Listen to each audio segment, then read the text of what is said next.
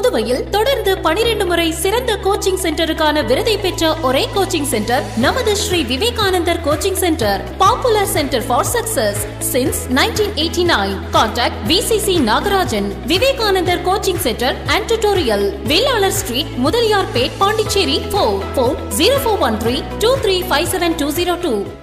Vinayaka Missions Research Foundation deemed to be University, School of Allied Health Sciences, Arupadai Veedu Medical College and Hospital Campus, Puducherry. இன்றைய மாணவர்களை நாளைய சாதனையாளர்களாக மாற்றும் மகத்தான School of Allied Health Sciences, Vinayaka Missions Research Foundation deemed to be University.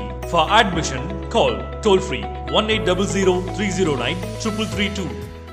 வணக்கம். இன்றைய முக்கிய செய்திகள்.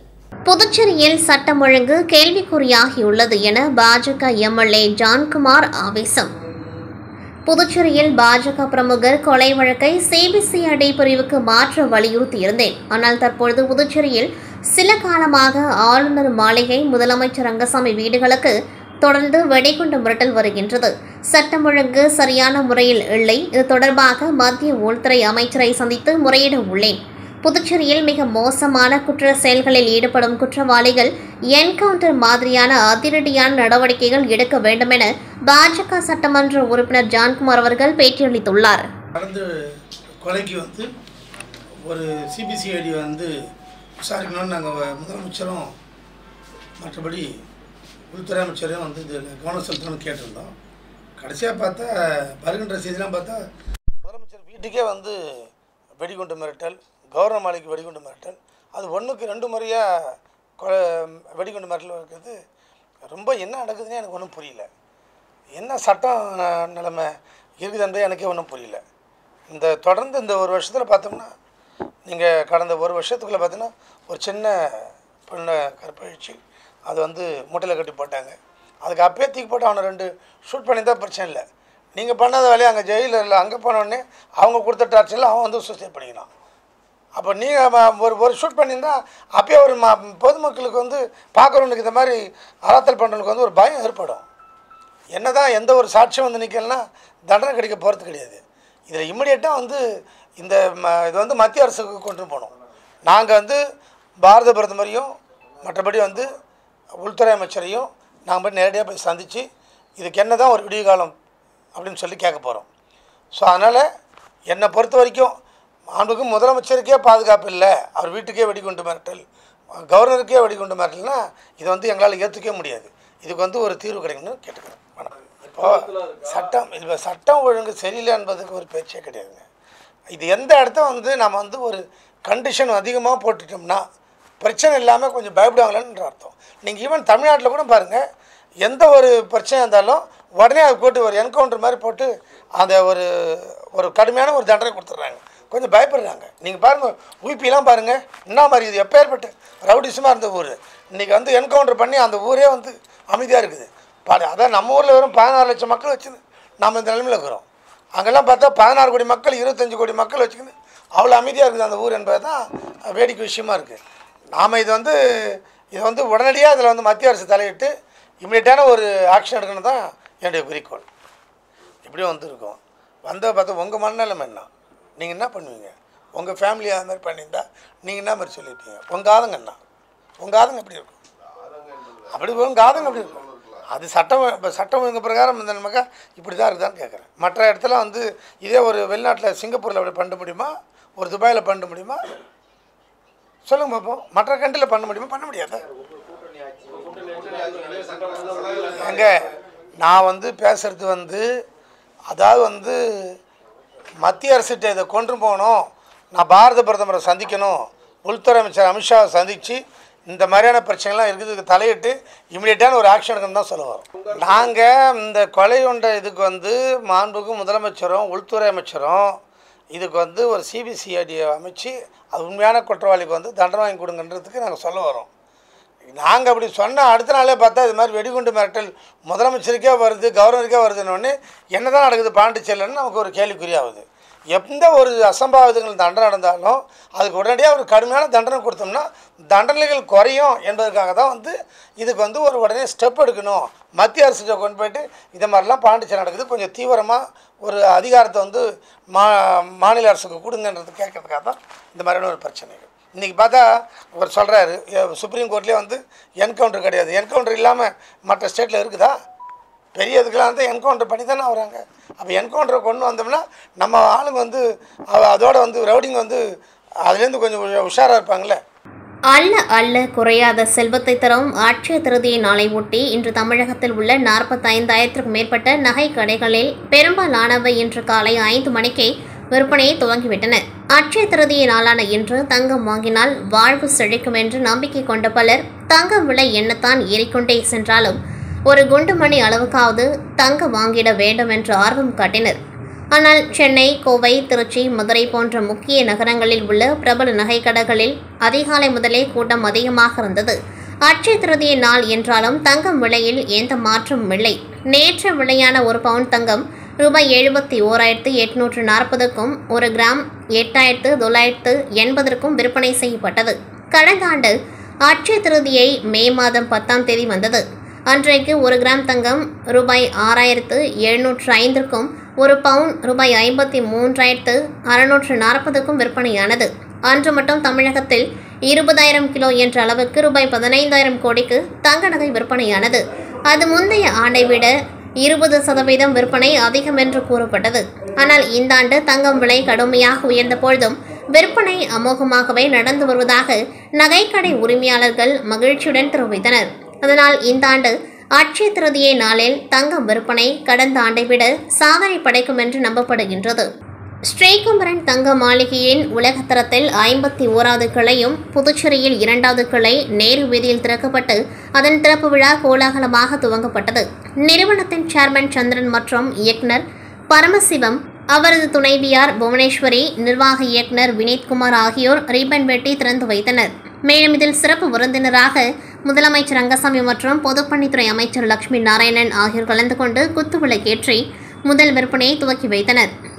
மேலும் இன்று சவரனுக்கு 2,500 தள்ளுபடி வாடிக்கையாளர்களுக்கு சலுகையாக வழங்கப்பட்டது. அதேபோல் வெள்ளி பொருட்களுக்கு 20% வழங்கப்பட்டுள்ளது. மேலும் இந்த சலுகை மே 4ஆம் தேதி வரை நீட்டிக்கப்பட்டுள்ளதாக நிர்வாகம் சார்பாக தெரிவிக்கப்பட்டுள்ளது.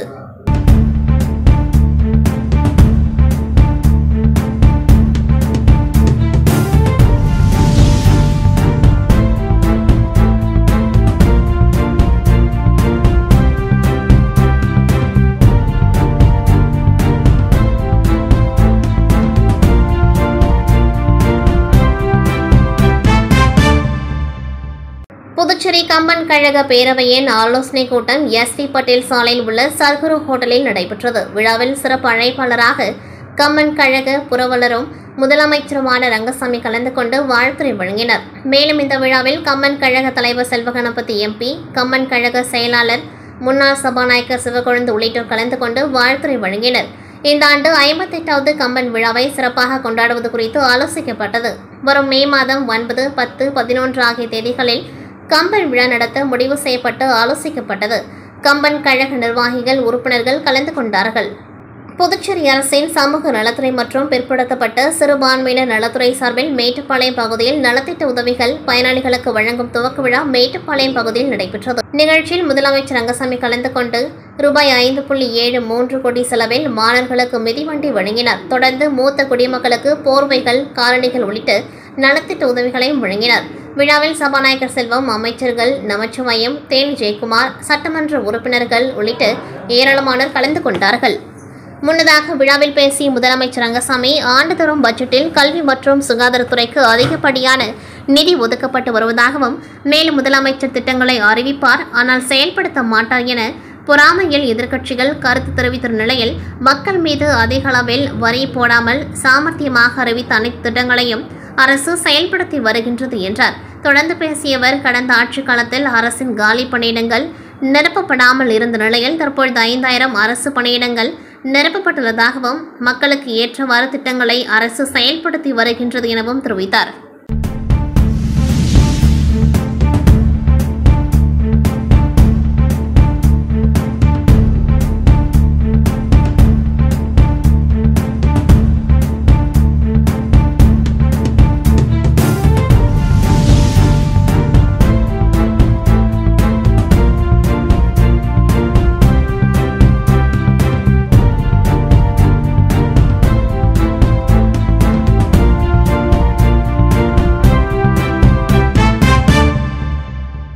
புதுச்சேரி பாஜக மாநில இளைஞரணி துணைத் தலைவர் உமாசங்கர் இவருக்கும் சமைப்பிள்ளை தோட்டம் பகுதியைச் சேர்ந்த பிரபல ரவுடி கர்ணாவிற்கும் மதுபான கடை திறப்பதில் மோதல் மற்றும் நிலத்தகராறு உள்ளிட்ட பல்வேறு பிரச்சினைகளால் ஏற்பட்ட முன் விரோதத்தால் கடந்த 26ஆம் தேதி சனிக்கிழமை கர்ணா தலைமையிலான கும்பலால் வெட்டி படுகொலை செய்யப்பட்டார் உமாசங்கர்.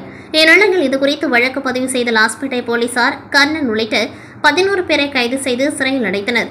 மேலும் ஒருவரை தேடி வருகின்றனர். இந்நிலையில் கர்ணன் தலைமையிலான கும்பல் உமாசங்கரை சரமாரியாக அரிவாளால் வெட்டும் பதப்பதைக்கும் சிசிடிவி காட்சிகள் வெளியாகியுள்ளது.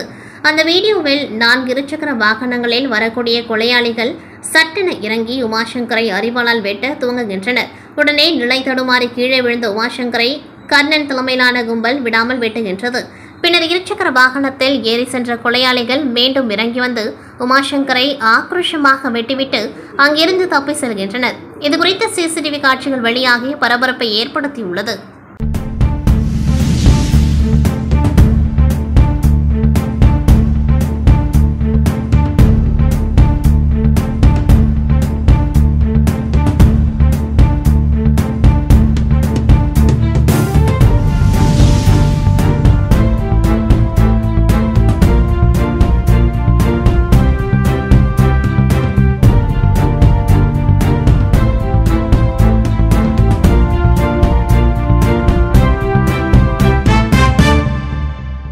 புதுச்சேரி அரசு பொதுப்பணித்துறை பொது சுகாதார கோட்டம் சார்பில் இந்திரா நகர் தொகுதிக்குட்பட்ட கோரிமேடு பிரியதர்ஷினி நகரில் 10 லட்சம் லிட்டர் கொள்ளளவு கொண்ட மேலுள்ள நீர்த்தேக்க தொட்டி மற்றும் மேம்படுத்தப்பட்ட குடிநீர் வழங்கல் திட்டம் 6,24 லட்சம் ரூபாய் மதிப்பீட்டில் கட்டப்பட்டுள்ளது. இதில் நீர் உந்து குழாய்கள், நீர் விநியோக குழாய்கள், மோட்டார் பம்பு செட் ஆகியவை அமைக்கப்பட்டுள்ளன. இதன் திறப்பு விழா இன்று நடைபெற்றது. இதில் சிறப்பு விருந்தினராக முதலமைச்சர் ரங்கசாமி கலந்து கொண்டு நீர்த்தேக்க தொட்டி திறந்து வைத்து பொதுமக்களுக்கு அர்ப்பணித்தார். விழாவில் பொதுப்பணித்துறை அமைச்சர் லட்சுமி நாராயணன், தொகுதி சட்டமன்ற உறுப்பினரும் அரசு கொறடாவுமான ஏகேடி ஆறுமுகம், பொதுப்பணித்துறை செயலாளர் முத்தம்மா, பொதுப்பணித்துறை தலைமை பொறியாளர் வீரசெல்வம், செயற்பொறியாளர் உமாபதி, உதவி பொறியாளர் ஸ்ரீதரன், இளநிலை பொறியாளர் லோகநாதன் மற்றும் அரசு அதிகாரிகள், ஊர் பொதுமக்கள் பலர் கலந்து கொண்டார்கள். இதன் மூலம் இந்த மேல்நிலை நீர்த்தேக்க தொட்டி மூலம் பிரியதர்ஷினி நகர், ராம்ராஜ் நகர், குருநகர், ராஜா அண்ணாமலை நகர், சிவாஜி நகர், இந்திரா நகர், IAS குடியிருப்பு, செண்பக நகர், இஸ்ரவேல் நகர், டிபி சானட்டோரிய வளாகம், அரசு விருந்தினர் விடுதி, காவலர் குடியிருப்பு உள்ளிட்ட பகுதிகளை சேர்ந்த சுமார் 6500 பொதுமக்கள் பயன்பெற உள்ளனர். மலேரியா உலக நாடுகள் அனைத்திற்கும் இன்றைய சூழலில் பெரும் அச்சுறுத்தலாக விளங்கி வருகின்றது. நம் இந்தியாவில் மலேரியா வடக்கு மற்றும் வடகிழக்கு அதனை சார்ந்த மலைப்பகுதிகளில் பெரும் அச்சுறுத்தலாக உள்ளது. ஆசிய நாடுகளில் மலேரியா நோயை பெருமளவு குறைத்து சாதனை படைத்துள்ளதாக இந்தியாவை உலக சுகாதார அமைப்பு சமீபத்தில் பாராட்டியுள்ளது. மலேரியா என்பது ஒரு ஒட்டுண்ணி நோய். நன்னீரில் உற்பத்தியாகும் அனாப்லஸ் பென் கொசுவினால் பரவுகிறது. பிளாஸ்மோடியம் கிருமியினால் உருவாகிறது. அதில் புதுவையில் பிளாஸ்மோடியம் வைவாக்ஸ் வகை பொதுவாக காணப்படுகிறது. பால்சிபரம் வகை வட மற்றும் வடகிழக்கு மாநிலங்களிலே அதிகமாக காணப்படுகின்றது. நம் பகுதி மக்கள் வட மற்றும் வடகிழக்கு மாநிலங்களுக்கு சென்று வருவதாலோ அல்லது நோய் பாதிப்பு அதிகமுள்ள பிற மாநிலங்களில் இருந்து வருவார்கள் மட்டுமே பிளாஸ்மோடியம் பால்சிபாரம் வகை மலேரியா தொற்று புதுவையில் ஏற்படுகின்றது. இது புதுவையில் அனைத்து சுகாதார நிலையங்களின் மருத்துவ அதிகாரிகளின் மேற்பார்வையில் சுகாதார உதவியாளர்கள் மற்றும் சுகாதார ஆய்வாளர்களின் தொடர் கவன கண்காணிப்பு, கள ஆய்வு நடவடிக்கைகள் மற்றும் தொழில்நுட்ப உதவியாளர்களின் ஒருங்கிணைப்புடன் மலேரியா களப்பணியாளர்கள் உள்ளிட்டோரின் கூட்டு முயற்சியின் பலனாக புதுவையில் 2021 5 நபர்களுக்கும், 2022 0ஆகவும், 2023 6 நபர்களுக்கும், 2024 4 நபர்களுக்கும் மலேரியா தொற்று கண்டறியப்பட்டுள்ளது. மேலும் புதுவையில் கடந்த 2021ஆம் ஆண்டு முதல் உள்ளூர் தொற்று இல்லாத மலேரியா பாதிப்பு மட்டுமே உள்ளதோடு 2025ஆம் ஆண்டு முதல் இதுவரை மலேரியா ஏதும் கண்டறியப்படவில்லை. தற்பொழுது புதுவையானது உலக சுகாதார நிறுவனத்தின் அறிவுறுத்தலின்படி இந்திய அரசின் இலக்கின்படி மலேரியா இல்லாத புதுவை என்ற இலக்கை எட்டும் நிலையில் உள்ளது. ஒவ்வொரு ஆண்டும் ஏப்ரல் 25ஆம் நாள் உலக மலேரியா ஒழிப்பு தினமாக அனுசரிக்கப்படுகின்றது. ஒவ்வொரு ஆண்டும் உலக நாடுகள் ஒரு கருப்பொருளை அடிப்படையாக கொண்டு மலேரியா ஒழிப்பு நடவடிக்கைகளில் முழுவீச்சில் செயல்பட்டு வருகின்றனர். அந்த அடிப்படையில் இந்த 2025ஆம் ஆண்டு malaria ends with us, reinvest, reimagine, reignite என்ற கருப்பொருள், அதாவது மலேரியா நம்மோடு முடியட்டும், அதற்கு மீண்டும் முதலீடு, புதிய உத்திகளை கண்டறிதல், புதிய அர்ப்பணிப்பு மற்றும் செயல்களை தூண்டுதல் என்ற அடிப்படையில் விழிப்புணர்வு இருசக்கர வாகன ஊர்வலம் நடத்தப்பட்டது. மேலும் இந்த வேளையில் பொதுமக்கள் தங்கள் வீடுகளின் மேல்நிலை தொட்டிகள், கீழ்நிலை தொட்டிகளை கொசு புகாவண்ணம் மூடி வைத்து பாதுகாக்கவும் மற்றும் கிணறு இருந்தால் அவைகளை கொசு புகாவண்ணம் வலையிட்டு பாதுகாக்கவும். இது மலேரியா பரப்பும் கொசு உற்பத்தியை கட்டுப்படுத்த ஏதுவாகும். மலேரியா நோயிலிருந்து நாம் அனைவரும் பாதுகாப்பாக இருக்க பொதுநலன் கருதி நலவழித்துறை இயக்குநர் டாக்டர் வி. ரவிச்சந்திரன் அவர்கள் கேட்டுக்கொண்டுள்ளார். சுகாதார உதவியாளர்கள், சுகாதார ஆய்வாளர்கள் மற்றும் தொழில்நுட்ப உதவியாளர்கள் பங்கு பெறும் மலேரியா விழிப்புணர்வு இருசக்கர வாகன பேரணியை சுகாதாரத்துறை இயக்குநர் டாக்டர் வி. ரவிச்சந்திரன் கொடியசைத்து துவக்கி வைத்தார். பேரணி துவக்க விழாவில் தேசிய சுகாதார இயக்கம் இயக்குநர் டாக்டர் எஸ். கோவிந்தராஜ், துணை இயக்குநர் குடும்ப நலம் டாக்டர் அனந்தலட்சுமி, IEC துணை இயக்குநர் டாக்டர் ரகுநாத் மற்றும் மலேரியா திட்ட உதவி இயக்குநர் டாக்டர் வசந்தகுமாரி கலந்து கொண்டு சிறப்பித்தனர். உள்ளூர் தொற்று மலேரியா மீண்டும் வராத புதுவையை உருவாக்குவோம். மலேரியா நோயற்ற இந்தியாவை உருவாக்குவோம். இடைவெளிக்கு பிறகு செய்திகள் மீண்டும் தொடரும். புதுவையில் தொடர்ந்து 12 முறை சிறந்த கோச்சிங் சென்டருக்கான விருதை பெற்ற ஒரே கோச்சிங் சென்டர் நமது Sri Vivekanandar coaching centre. Popular centre for success since 1989. Contact VCC Nagarajan. Vivekanandar coaching centre and tutorial, Velalar street, Mudaliarpet, Pondicherry. Phone 04132357 Vinayaka Missions Research Foundation, deemed to be University, School of Allied Health Sciences, அறுபடை வீடு medical college and hospital campus, Puducherry. இன்றைய மாணவர்களை நாளைய சாதனையாளர்களாக மாற்றும் மகத்தான School of Allied Health Sciences, Vinayaka Missions Research Foundation, deemed to be University. For admission, call toll free 1800-309-3332. Puducherry சமிப்பிள்ளை தோட்டம் பகுதியைச் சேர்ந்த பாஜக பிரமுகர் உமாசங்கரை கடந்த 26ஆம் தேதி மர்ம கும்பல் வெட்டி படுகொலை செய்தது. கோரிமேடு போலீசார் வழக்கு பதிந்து விசாரணை நடத்தியதில் சமிப்பிள்ளை தோட்டம் பகுதியைச் சேர்ந்த ரவுடியான கருணா தனது கூட்டாளிகள் 11 பேருடன் திட்டம் தீட்டி உமாசங்கரை கொலை செய்தது தெரியவந்தது. இதனையடுத்து கருணாவின் கூட்டாளிகள் ஏழுமலை மகன் செல்வ கணபதி, சண்முகம் மகன் பாலாஜி உள்ளிட்ட 8 பேரை தனிப்படை போலீசார் நேற்று முன்தினம் கைது செய்து சிறையில் அடைத்தனர். தொடர்ந்து முக்கிய குற்றவாளியான ரவுடி கருணா உள்ளிட்ட 4 பேர் கடலூரில் பதுங்கியிருப்பதாக போலீசாருக்கு தகவல் வந்தது. இதையடுத்து தனிப்படை போலீசார் நேற்று முன்தினம் இரவு கடலூர் சென்று கருணா, அவரது கூட்டாளிகள் சஞ்சய், அகிலன் ஆகியோரை கைது செய்து விசாரணை செய்தனர். கைது செய்யப்பட்ட 3 பேரையும் போலீசார் நேற்று நீதிமன்றத்தில் ஆஜர்படுத்தி காலப்பட்டு சிறையில் அடைத்தனர். தலைமறைவாக உள்ள சூர்யாவை தீவிரமாக தேடி வருகின்றனர்.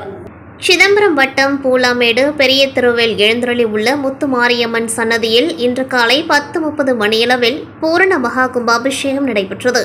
இந்த கும்பாபிஷேகத்தில் கோவில் கலசத்திற்கு முதலில் கும்பாபிஷேகமும், அதையடுத்து கருப்பண்ண சுவாமிக்கு, பிறகு விநாயகர் சிலைக்கும், அதனை அடுத்து முருகர் சிலைக்கும், இறுதியில் முத்துமாரியம்மனுக்கு மகா கும்பாபிஷேகம் நடைபெற்று உலக அமைதிக்காகவும் நன்மைக்காகவும் சிறப்பு ஆராதனை நடைபெற்றது. மேலும் ஒவ்வொருவரின் நேர்த்திக்கடன் நிறைவேறவும் தீப ஆராதனை ஏற்றப்பட்டது. பக்த கோடிகளுக்கு தீர்த்தம் தெளிக்கப்பட்டு அதன் பிறகு அம்மன் தரிசனம் காண்பிக்கப்பட்டது. சுற்றியிருக்கும் அனைத்து ஊர்களிலும் உள்ள பொதுமக்கள் அம்மன் தரிசனத்தை கண்டு களித்து பக்த கோடிகள் கோவிலில் பிரசாதம் வாங்கி சென்றனர்.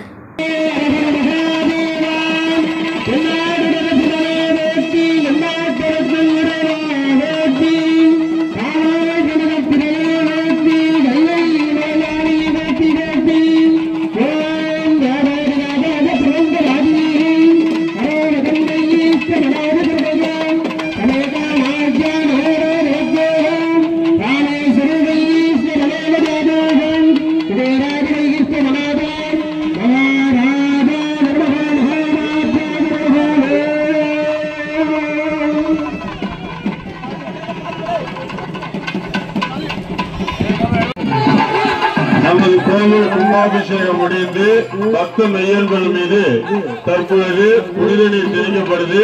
எல்லாரும் அப்படியே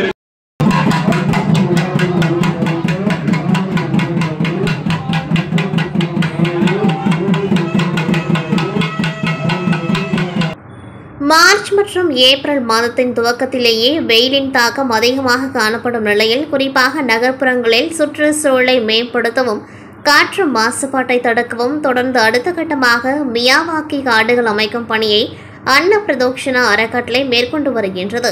ஏற்கனவே உருவாக்கப்பட்ட காடுகள் குறிப்பிட்ட வளர்ச்சியை எட்டிய நிலையில் தொடர்ந்து புதுவை நகரத்தில் மியாவாக்கி குறுங்காடு திட்டம் துவங்கப்பட்டது. அதன் தொடர்ச்சியாக அன்ன பிரதோஷனா சேவை அறக்கட்டளையின் கிரீன் ஷாடோஸ் புதுச்சேரி திட்டத்தின் அடுத்த மைல்கல்லாக கேம்பேக் ஆல்கலேஸ் நிதி உதவியுடன் புதுச்சேரி லாஸ்பேட்டில் உள்ள அரசு VVR தொழில்நுட்ப மேல்நிலைப் பள்ளியில் JTS மியாவாக்கி குறுங்காடுகள் அமைக்கும் நிகழ்வின் துவக்க விழா அன்னப்பிரதோஷ்னா சேவை அறக்கட்டளையின் நிறுவனர் பிரவீன் அவர்கள் தலைமையில் நடைபெற்றது. விழாவில் பள்ளி தலைமை பொறுப்பு ஆங்கில ஆசிரியர் கிறிஸ்டோபர் மலையப்பன், கேம்பேக் ஆல்கலேஸ் நிறுவனத்தின் மூத்த மனிதவள மேலாளர் கண்ணப்பன், மனிதவள மேலாளர் ராஜா, நிர்வாக மனிதவள மேலாளர் ராஜா ஆகியோர் முன்னிலை வகித்தனர். புதுச்சேரி சென்டாக் மாணவர்கள் பெற்றோர்கள் நலசங்கம் தலைவர் நாராயணசாமி, வாய்ஸ் ஃபார் வாய்ஸ்லெஸ் நிறுவனர் அசோக் மற்றும் குளங்கள் காப்பம் குழு தலைவர் கார்த்திகேயன் ஆகியோர் சிறப்பு விருந்தினர்களாக பங்கு பெற்றனர். பள்ளியின் ஆசிரியர் பிரதாபன் அவர்கள் விழாவை தொகுத்து வழங்கினார். தமிழ் ஆசிரியர் முனைவர் ஆனந்தன் சிறப்புரையாற்றினர். கண்ணப்பன் அவர்கள் நோக்க உரையாற்றினர். நிகழ்ச்சி நிறைவாக உடற்கல்வி ஆசிரியர் பெருமாள் நன்றி உரை வழங்கினர். விழா ஏற்பாடுகளை மாணவர்களுடன் ஆசிரியர் ரொசாரியோ விக்டர் செய்திருந்தனர். உடன் அறக்கட்டளையின் நிர்வாகிகள் மற்றும் தன்னார்வலர்கள் மாணவர்கள் கலந்து கொண்டார்கள். பின்னர் பள்ளியில் 6000 சதுரடியில் 300க்கும் மேற்பட்ட பல வகையான அரிய நாட்டு மரச் செடிகள் மாணவர்கள் மற்றும் தன்னார்வலர்கள் மூலம் நடவு செய்யப்பட்டது. மேலும் சில பள்ளிகளில் அடுத்த கட்டமாக மியாவாக்கி காடுகள் உருவாக்கும் பணி முயற்சி மேற்கொள்ளப்பட்டு வருவதாக அன்னப்பிரதோஷ்னா அறக்கட்டளையின் தலைவர் பிரவீன் பேசினார். புதுச்சேரி திருக்கனூரில் 23 ஆண்டுகளுக்கு பிறகு அருள்மிகு ஸ்ரீ முத்து மாரியம்மன் கோவில் மகா கும்பாபிஷேக விழா கடந்த வாரம் கணபதி ஹோமம் மற்றும் விக்னேஸ்வர பூஜையுடன் துவங்கியது. தொடர்ந்து அம்மனுக்கு பல்வேறு அபிஷேக ஆராதனைகள் நடைபெற்றது. யாகசாலை அமைக்கப்பட்டு 4 கால பூஜையும் நிறைவடைந்து கடம் புறப்பாடு நடைபெற்றது. காஞ்சி காமக்கோடி மடாதிபதி ஸ்ரீ சங்கர விஜேந்திர சரஸ்வதி சுவாமிகள் அருளாசியுடன் திரு கைலாய பரம்பரை மயிலம் பொம்மபுர ஆதீனம் ஸ்ரீலஸ்ரீ சிவஞான பாளைய சுவாமிகள் தலைமையில் ராஜகோபுரம் விமானம் மற்றும் பரிவார தெய்வங்களுக்கு புனித நீர் ஊற்றப்பட்டு மகா கும்பாபிஷேகம் நடைபெற்றது. விழாவில் புதுச்சேரி கவர்னர் கைலாஸ்நாதன், உள்துறை அமைச்சர் நமச்சிவாயம், முன்னாள் துணை சபாநாயகர் TPR செல்வம் மற்றும் நூற்றுக்கணக்கான பொதுமக்கள் கலந்து கொண்டு சுவாமி தரிசனம் செய்தனர். பக்தர்களின் வசதிக்காக ட்ரோன் மூலம் பக்தர்களுக்கு புனித நீர் தெளிக்கப்பட்டது. இதற்கான ஏற்பாடுகளை கோவில் நிர்வாகத்தினர் செய்திருந்தனர்.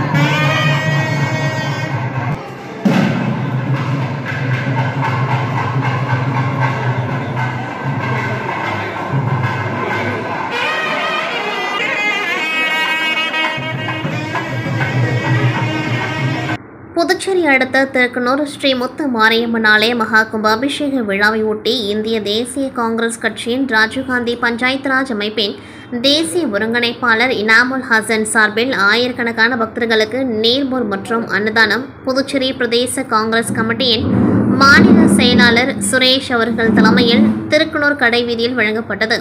நிகழ்ச்சிக்கு பிரதேச காங்கிரஸ் கமிட்டியின் மாநில செயலாளர் முத்துரங்கம், மண்ணாடிப்பட்டு தொகுதி பிரச்சார குழு தலைவர் முகமது ஆதம், மனிதநேய மக்கள் கட்சி திருக்கனூர் நகர தலைவர் சர்க்கரை முகமது, விடுதலை சிறுத்தைகள் கட்சி நிர்வாகி வாதானூர் சிவச்சந்திரன், இளைஞர் காங்கிரஸ் முன்னாள் பொதுச் செயலாளர் கார்த்திக், காங்கிரஸ் சிறுபான்மை துறை துணைத் தலைவர் அப்துல் ரஷீத், சமூக நீதி மாணவர் இயக்க மண்டல செயலாளர் வழுதாவூர் உசாமா, காங்கிரஸ் கட்சி நிர்வாகிகள் கபில் ராஜ், ஆனந்தன், அப்துல் லத்தீப், வெங்கட் ஆகியோர் கலந்து கொண்டார்கள்.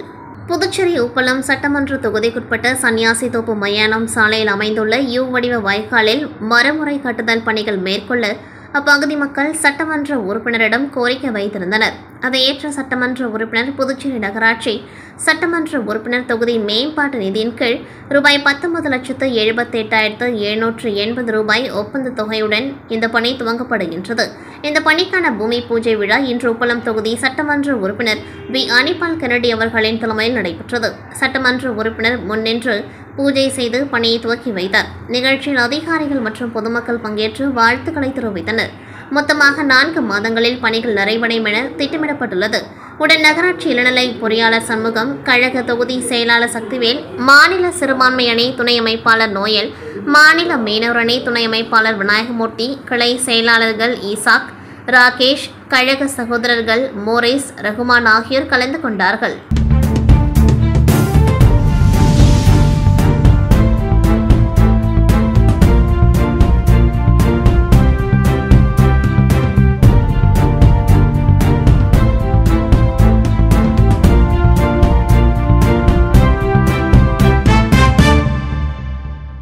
புதுச்சேரி அடுத்த திருக்கனூரில் விஜய் கலை மற்றும் அறிவியல் கல்லூரி இயங்கி வருகின்றது. இங்கு நாட்டு நலப்பணி திட்டம் சார்பாக பொதுமக்களுக்கான இரத்த தான முகாம் மற்றும் இலவச கண் பரிசோதனை முகாம் நடத்தப்பட்டது. இம்முகாமிற்கு விஜய் அறக்கட்டளை நிறுவனர் பாலச்சந்திரன் தலைமை தாங்கினார். விஜய் கல்லூரியின் துணைவேந்தர் ஜானகி தேவி முன்னிலை வகித்தார். கல்லூரியின் முதல்வர் முனைவர் கமலக்கண்ணன் வரவேற்புரையாற்றினார். இந்நிகழ்ச்சிக்கு சிறப்பு விருந்தினராக புதுச்சேரி மாநில உள்துறை மற்றும் உயர்கல்வித்துறை அமைச்சர் நமச்சிவாயம் கலந்து கொண்டு முகாமினை துவக்கி வைத்தார். இம்முகாமில் திருக்கனூர் சுற்றியுள்ள கிராம பொதுமக்கள் 500க்கும் மேற்பட்டோர் கலந்து கொண்டு பயன்பெற்றனர். மேலும் சிறப்பு அழைப்பாளராக வந்தவாசி அரசு கலைக்கல்லூரியின் தமிழ்துறை உதவி பேராசிரியர் முனைவர் பிரபாகரன் கலந்து கொண்டு கல்லூரியில் உயர்கல்வித்திறன் மேம்பாட்டு பயிற்சியில் கலந்து கொண்ட மாணவ மாணவிகளுக்கு சான்றிதழ்களை வழங்கி பாராட்டினர். இந்நிகழ்ச்சியில் கல்லூரி பேராசிரியர்கள், மாணவ மாணவிகள், பொதுமக்கள் என திரளாக கலந்து கொண்டார்கள்.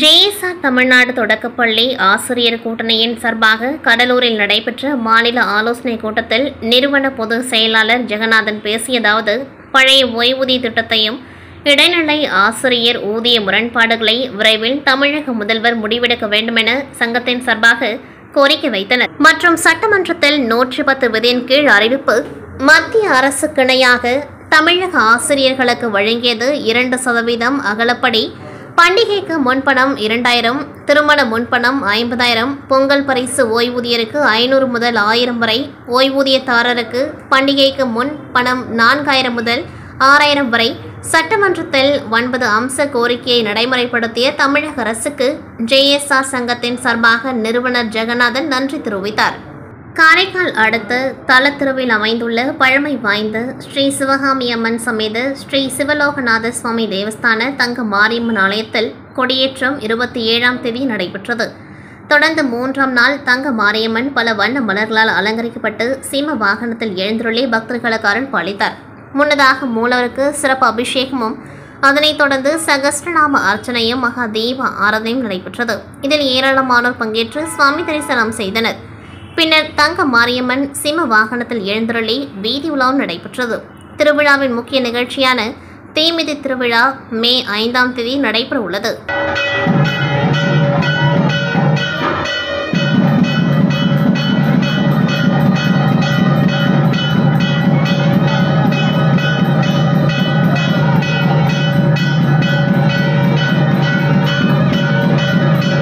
காலப்பட்டு தொகுதியில் கடந்த தேர்தலில் சுயேட்சையாக அர்ஜுனகுமாரி அறக்கட்டளை நிறுவனர் சமூக சேவகர் செந்தில் போட்டியிட்டார். இதனையடுத்து குறைந்த வாக்கு வித்தியாசத்தில் 2ஆம் இடம் பிடித்தார். இதனையடுத்து தொடர்ந்து காலப்பட்டு தொகுதியில் பல்வேறு சமூக சேவைகள், நலத்திட்ட உதவிகள் வழங்கி வருகின்றார். மேலும் மக்களுக்கு தேவையான அடிப்படை வசதிகள் மற்றும் உதவிகளுக்காக பிள்ளைச்சாவடி பகுதியில் புதிதாக அலுவலகம் மற்றும் வீடு, கணபதி ஹோமம் மற்றும் திறப்பு விழா நடைபெற்றது. இதில் அர்ஜுனன் குமாரி அறக்கட்டளை நிறுவனர் செந்தில் மற்றும் நிர்வாகிகள், ஊர் பொதுமக்கள், இளைஞர்கள், பெண்கள் என ஏராளமானோர் கலந்து கொண்டு அவருக்கு வாழ்த்து தெரிவித்தனர். இத்துடன் செய்திகள் நிறைவடைகின்றது. நன்றி, வணக்கம். புதுவையில் தொடர்ந்து 12 முறை சிறந்த கோச்சிங் சென்டருக்கான விருதை பெற்ற ஒரே கோச்சிங் சென்டர் நமது Sri Vivekanandar coaching centre. Popular centre for success since 1989. Contact VCC Nagarajan. Vivekanandar coaching centre and tutorial, Velalar street, Mudaliarpet, Pondicherry. Phone 04132357 Vinayaka Missions Research Foundation, deemed to be University, School of Allied Health Sciences, அறுபடை வீடு medical college and hospital campus, Puducherry. இன்றைய மாணவர்களை நாளைய சாதனையாளர்களாக மாற்றும் மகத்தான School of Allied Health Sciences, Vinayaka Missions Research Foundation, deemed to be University. For admission, call toll free 1800 309 3332.